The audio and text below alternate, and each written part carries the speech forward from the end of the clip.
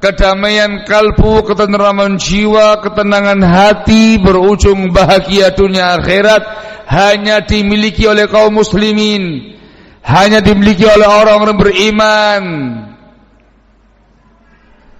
Kaum kufar, orang-orang non-muslim, yang kafir, kaum musyrikin, yang syirik dan mengingkari ibadah kepada Allah Jalla wa'ala, kaum munafikin, meskipun mereka tampaknya tenang, damai secara zahirnya, duniawiyahnya, tetapi kalbunya kosong, jiwanya kosong, jiwanya dipenuhi dengan kekufuran dan kesyirikan, merana, guna-gulana, menderita, dan akan nampak nanti ketika dia sudah tiada, merasakan kebinasaannya hakiki di akhirat nanti.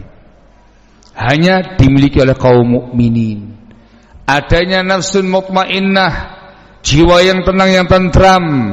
Adanya insyirahul sadr, jiwa yang lapang, yang tentram, yang damai. Hanya diisi dengan keimanan, akidah yang benar.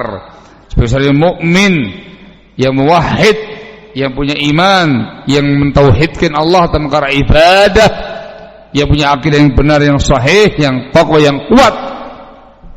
Ini kuncinya.